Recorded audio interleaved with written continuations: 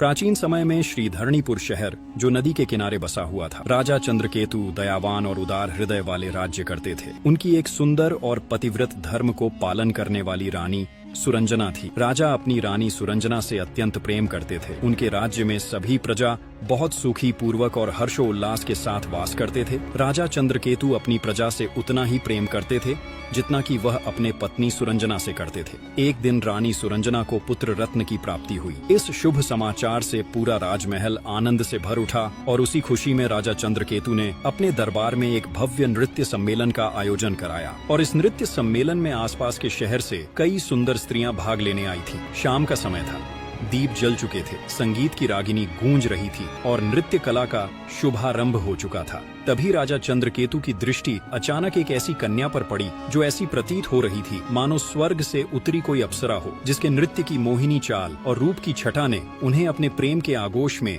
राजा चंद्रकेतु को बांध लिया। जब नृत्य सम्मेलन समाप्त हुआ तब राजा ने अपने वजीर को पास बुलाया और कहा, वजीर जी, जो कन्या नृत्य कर रही थी उसका रूप और उसकी कला मेरे मन को स्पर्श कर गई है। जाइए और उसके समक्ष मेरा विवाह प्रस्ताव रखिए। कहिए कि राजा चंद्रकेतु उसे अपनी पटरानी बनाना चाहते हैं। राजा की बात सुनकर वजीर रुद्रदत्त सिर झुकाकर तुरंत उस लड़की के पास गया। बड़े ही आदर के साथ उसने राजा का संदेश सुनाया और बोला, राजा चंद्रकेतु आपके रूप और नृत्य से बहुत प्रभावित हुए हैं। वह आपको अपनी पटरानी बनाना चाहते हैं। ये सुनते ही वह लड़की कुछ देर के लिए चुप हो गई। थोड़ी देर बाद वह वजीर से बोली, वजीर जी, यह प्रस्ताव मेरे लिए बहुत बड़ा है। कृपया मुझे थोड़ा समय दीजिए। मैं सोचकर जल्दी ही अपना उत्तर दूंगी। कुछ दिन बीते, फिर वह नृत्यांगना विवाह के लिए मान गई। राजा चंद्रकेतु ने शुभ मुहूर्त देखकर उसका राजमहल में विधिपूर्वक विवाह कर लिया और उसे अपनी दूसरी रानी बना लिया।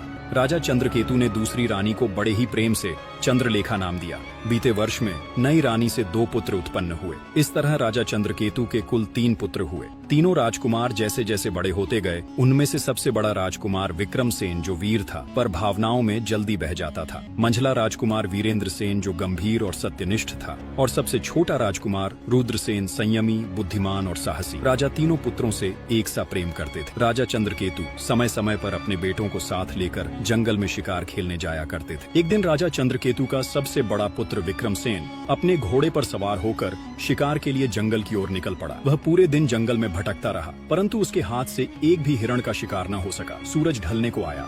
राजकुमार विक्रमसेन घनघोर जंगल में जब आगे बढ़ा तो उसने देखा कि अचानक झाड़ियों के पीछे से एक अजनबी बाहर निकला। उसके कपड़े मैले और फटे हुए थे, शरीर दुर्बल और चेहरा थका हुआ, मानो कोई दर्द भीतर से रिस रहा हो, और उसके कंधे पर सुंदर सा तोता बैठा हुआ था। राजकुमार विक्रमसेन की नजर उस पर पड़ी तो वह चौंक गया। उसने घोड़ा रोका और धीरे धीरे उस अजनबी के पास जाकर पूछा, अरे भाई, आप कौन हैं?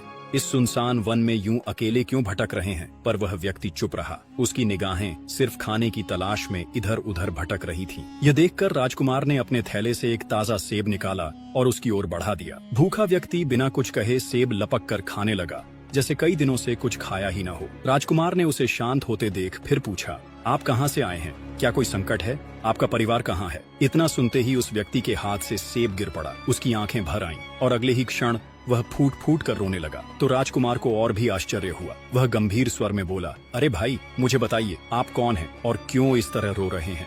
तभी उसके कंधे पर बैठा हुआ तोता बोल पड़ा। उसकी आवाज स्पष्ट और भावपूर्ण थी, हे राजन, मेरे स्वामी कभी एक प्रतापी और न्यायप्रिय राजा थे, लेकिन आज यह अपने ही पुत्र के कारण इस दशा में यहाँ वहाँ भटक रहे हैं। राजकुमार यह सुनकर चौंक गया। उसने तोते की ओर देखा और कहा, हे वत्स, कृपया विस्तार से बताओ, ऐसा क्या हुआ जिससे एक वीर राजा इस अवस्था में पहुँच गया? तोता बोला, हे राजन, पास ही के कुंतल शहर में एक अत्यंत रूपवती राजकुमारी रहती है, जिसकी सुंदरता ऐसी है कि जिसने भी उसे देखा उसका दीवाना हो गया। कहा जाता है कि वह मानो स्वर्ग से उतरी कोई अप्सरा है। लेकिन जब कोई राजकुमारी से विवाह करने के लिए जाता है तो वह राजकुमारी एक शर्त रखती है कि वह विवाह तभी करेगी जब कोई युवक उसके द्वारा पूछे गए प्रश्न का उत्तर दे सके। इसी कारण जो भी पुरुष विवाह की इच्छा लेकर उसके पास जाता है, वह राजकुमारी उससे वही एक प्रश्न पूछती है और यदि कोई उसका उत्तर दे दे तो वह उसे अपना वर स्वीकार कर अपना पति बना ले। लेकिन ऐसा कोई भी युवक नहीं हुआ कि उसके प्रश्न का उत्तर दे पाए। जब कोई उत्तर नहीं दे पाता तो वह लड़की उसका शीश कटवा देती है। और उसी चक्कर में इनका एक पुत्र था जो कि उसी राजकुमारी के द्वारा मारा गया और मेरे मालिक यह सदमा बर्दाश्त नहीं कर पाए उन्होंने अपना मानसिक संतुलन खो दिया है तथा इसी वजह से इनका राज्य भी अब उसी राजकुमारी के कब्जे में है। तोता इतना बात कहकर अपने उस राजा के साथ घने जंगल में चला जाता है। तोता की सारी बात सुनकर राजकुमार के दिल और दिमाग में उस राजकुमारी वाली बात बैठ जाती है। राजकुमार बिना शिकार किए महल की तरफ लौटने लगता है। वह पूरे उसी के ख्यालों में इस प्रकार से खो गया था कि मानो उसके शरीर में जान ही नहीं है। राजकुमार महल लौटे तो सीधे अपने कक्ष में विश्राम के लिए चले गए, परंतु बिस्तर पर लेटने के बाद भी उनकी आंखों में नींद नहीं थी। वह करवटें बदलते रहे, लेकिन मन लगातार उसी रहस्यमयी राजकुमारी चंद्रप्रभा के विचारों में डूबा रहा, जिसके बारे में उन्होंने वन में उस विचित्र व्यक्ति और उसके तोते से सुना था। उसका रूप, उसकी शर्त और उसके कारण उजड़ चुका एक पूरा जीवन, ये सभी बातें राजकुमार के मन को बेचैन कर रही थीं। अगली ही सुबह वह बिना देर किए उठे अपना घोड़ा तैयार कर ही रहे थे कि तभी उनके माता पिता ने उसे रोकने की कोशिश की और पूछा कि हे राजकुमार, आप कहाँ जा रहे हैं? राजकुमार ने संक्षेप में उस राजकुमारी चंद्रप्रभा की सारी बातें बताईं। यह सुनकर माता पिता भयभीत हो उठे और बहुत समझाने लगे, परंतु राजकुमार ने किसी की एक न सुनी और उस राजकुमारी चंद्रप्रभा से मिलने चल दिया। राजकुमार जैसे ही उस राजकुमारी चंद्रप्रभा के महल पहुंचे तो कुछ ही क्षणों बाद वह रूपवती राजकुमारी चंद्रप्रभा महल की ऊंची अटारी से नीचे आई। उसके चेहरे पर एक धीमी मुस्कान थी और वह राजकुमार की ओर देखते हुए मधुर स्वर में बोली, मैं आपसे विवाह करने के लिए तैयार हूँ, परंतु एक शर्त है, आपको मेरे एक प्रश्न का उत्तर देना होगा, तभी मैं आपका प्रस्ताव स्वीकार करूंगी, और यदि आप उत्तर नहीं दे सके तो याद रखिए आपका सिर धड़ से अलग कर दिया जाएगा। राजकुमार ने राजकुमारी चंद्रप्रभा की शर्त को निडरता से स्वीकार कर लिया और दृढ़ स्वर में कहा कि हे राजकुमारी चंद्रप्रभा, पूछिए आपका प्रश्न क्या है। मैं न केवल उसे सुनने के लिए तैयार हूँ बल्कि उत्तर देने में भी पूरी तरह समर्थ हूँ। यह सुनकर राजकुमारी चंद्रप्रभा मुस्कुराई और वही प्रश्न दोहराया जो वह अब तक अनेकों से पूछती आ रही थी, वही एक प्रश्न जिसने कितनों के प्राण ले लिए थे। जब उसने प्रश्न पूछा तो राजकुमार कुछ क्षण तक स्तब्ध रह गया। उसकी आंखें राजकुमारी चंद्रप्रभा के चेहरे पर ठहर गईं, पर उत्तर उसके मन में नहीं आया। वह निरुत्तर हो गया। शर्त के अनुसार राजकुमारी चंद्रप्रभा ने आदेश दिया और राजकुमार का शीश धड़ से अलग करवा दिया गया। जब कुछ समय बाद यह दुखद समाचार उनके माता और पिता तक पहुंचा तो वह भीतर से टूट गए। दोनों छोटे भाई भी इस घटना से अत्यंत व्यथित हुए। बड़े भाई की ऐसी मृत्यु सुनकर अब मंझले राजकुमार वीरेंद्र सेन ने संकल्प किया कि वह स्वयं उस राजकुमारी चंद्रप्रभा के पास जाएगा और अपने भाई की मृत्यु का प्रतिशोध लेगा। अब वह मंझला राजकुमार वीरेंद्र सेन भी उसी राज्य में पहुंचता है और सीधे उस रहस्यमयी राजकुमारी चंद्रप्रभा के महल में जाता है, परंतु जैसे ही राजकुमारी चंद्रप्रभा उसके सामने आती है वह राजकुमार उसे देखता ही रह जाता है। उसकी सुंदरता ऐसी थी मानो कि स्वर्ग की अप्सरा धरती पर उतर आई हो। राजकुमार देखकर मोहित हो उठता है। उसके मन में विचार आने लगता है कि यह स्त्री कितनी अद्भुत है, काश मैं इससे विवाह कर पाता। लेकिन अपने संकल्प को याद करते हुए वह राजकुमार गंभीर होता है और राजकुमारी चंद्रप्रभा से पूछता है, मेरा बड़ा भाई कहाँ है? तब राजकुमारी चंद्रप्रभा ठंडी मुस्कान के साथ कहती है कि मुझे इसके बारे में कुछ नहीं पता। यह सुनकर राजकुमार सोच में पड़ जाता है। कुछ क्षण बाद राजकुमारी चंद्रप्रभा उससे कहती है, राजकुमार किस सोच में डूबे हो? तब वह कहता है, आप जितनी सुंदर हैं मैं आपके सौंदर्य से अभिभूत हूँ और आपसे विवाह करना चाहता हूँ। यह सुनते ही राजकुमारी चंद्रप्रभा उत्तर देती है, मैं विवाह तो कर लूंगी, परंतु मेरी शर्त है कि पहले आपको मेरे प्रश्न का उत्तर देना होगा।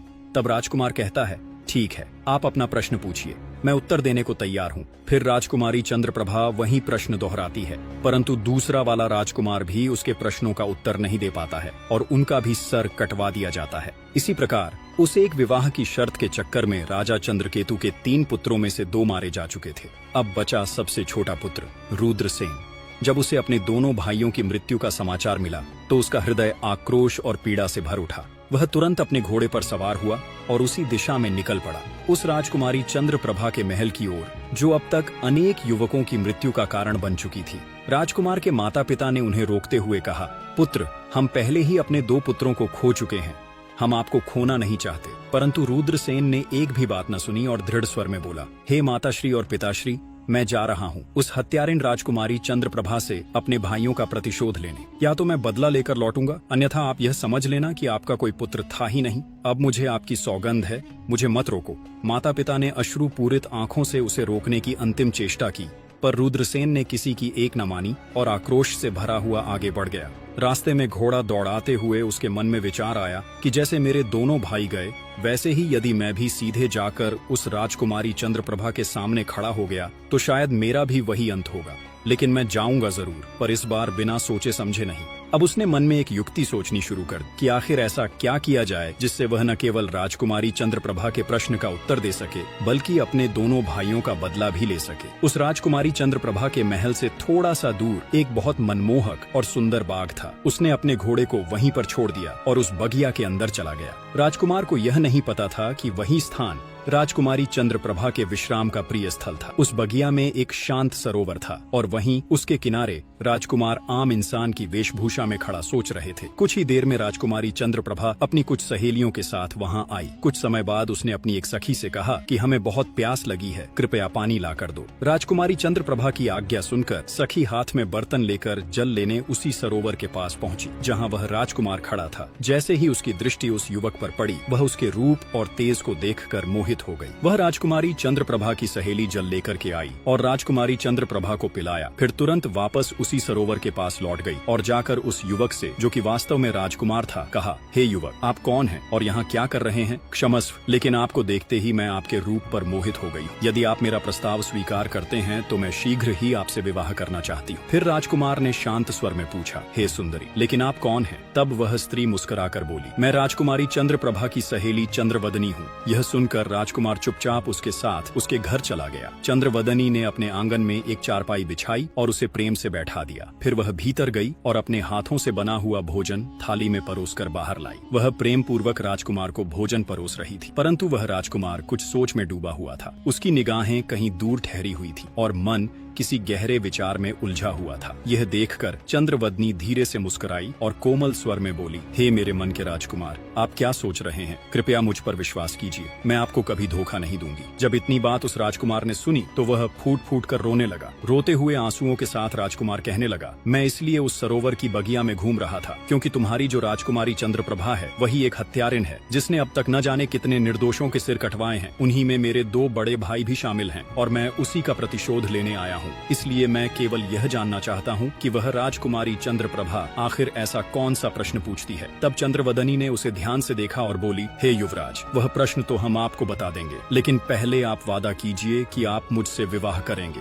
चंद्रवदनी ने एक ओर जहां राजकुमार से विवाह का वचन ले लिया, वहीं उसके मन में यह डर भी था कि अगर वह वहां गए तो शायद लौट न सके। तब राजकुमार ने उसकी ओर देखकर कहा, मैं जरूर विवाह करूंगा, लेकिन पहले अपने भाइयों का बदला लूंगा। यह सुनकर चंद्रवदनी को संतोष हुआ और उसका विश्वास मजबूत हो गया। फिर उसने राजकुमार को चंद्रप्रभा से जुड़ा रहस्य बताना शुरू किया और कहा, हे युवराज, वह तो यहाँ आए हर व्यक्ति से केवल एक ही प्रश्न पूछती है और वह प्रश्न है, बताओ गुल सरोवर की रहस्य क्या है? तब राजकुमार ने चंद्रवदनी से कहा, हे प्रिय, यदि आपको यह प्रश्न पता है तो निश्चय ही आपको इसका उत्तर भी अवश्य पता होगा। कृपया आप ही मुझे इसका उत्तर बता दीजिए। लेकिन चंद्रवदनी तुरंत हाथ जोड़कर बोली, हे युवराज, यदि मुझे उत्तर का ज्ञान होता तो चाहे जो हो जाए मैं आपको अवश्य बताती, पर सच्चाई यह है कि मुझे भी इसका उत्तर नहीं मालूम। फिर चंद्रवदनी ने राजकुमार को बताया, हे युवराज, इस राज्य में एक साधु रहता है, केवल उसी को गुल सरोवर की कहानी का रहस्य पता है। और उसी साधु ने ही राजकुमारी चंद्रप्रभा को यह सलाह दी थी कि यदि कोई युवक तुमसे विवाह करना चाहे तो उससे यह प्रश्न पूछना कि गुल सरोवर की कहानी क्या है। हालांकि यहाँ तक कि राजकुमारी चंद्रप्रभा स्वयं भी इस कहानी के बारे में कुछ नहीं जानती, परंतु वह प्रश्न इसलिए पूछती है क्योंकि वह उस साधु से प्रेम करती है। यह सुनकर राजकुमार ने चंद्रवदनी की ओर देखा और कहा, आपने हमारा कार्य थोड़ा आसान कर दिया। अब मैं सबसे पहले उस गुल और सरोवर की कहानी का पता लगाऊंगा। तुम यहीं प्रतीक्षा करना, मैं लौटकर अवश्य आऊंगा। तब चंद्रवदनी घबराई हुई बोली, हे युवराज, मैं आपको बता सकती हूँ कि गुल सरोवर की कहानी कहाँ मिलेगी, परंतु वहाँ से जीवित लौटना लगभग असंभव है। वहाँ बहुत खतरा है। आप मत जाइए, इस जिद को छोड़ दीजिए। आप अपने भाइयों का बदला नहीं ले पाओगे। आप हमारे साथ विवाह कीजिए और बदला लेने के बारे में भूल जाइए। उस राजकुमार ने कहा, चाहे रास्ते में कितनी भी कठिनाई क्यों न हो, चाहे संकट कितने भी हों, लेकिन मैं जाऊंगा जरूर और अपने भाइयों का बदला लेकर ही लौटूंगा। तब चंद्रवदनी ने सोचा कि अब हम चाहे इनको कितना भी रोकने की कोशिश करें, लेकिन यह नहीं रुकेंगे। तो फिर चंद्रवदनी ने खुद एक घोड़ा और एक तलवार राजकुमार के हाथ में दे दिया और कहा कि यह घोड़ा और यह तलवार आपके काम जरूर आएंगे। इसीलिए आप एक काम करना, यहाँ से जब आप दक्षिण दिशा की तरफ जाओगे तो आगे आपको गुफा में एक शेर मिलेगा और उस शेर से आपको डरना नहीं है, क्योंकि वह शेर बूढ़ा हो चुका है, जिस वजह से अब वह शिकार नहीं कर पाता है, परंतु वह शेर बहुत ही भूखा है। जब आप उसके पास जाओगे तो इस तलवार की मदद से रास्ते में उसके लिए कुछ खाने को जरूर ले जाना। और जब वह शेर गुफा से बाहर आए, इसके आगे के भाग को देखने के लिए चैनल को सब्सक्राइब करें और अच्छा सा कमेंट करें।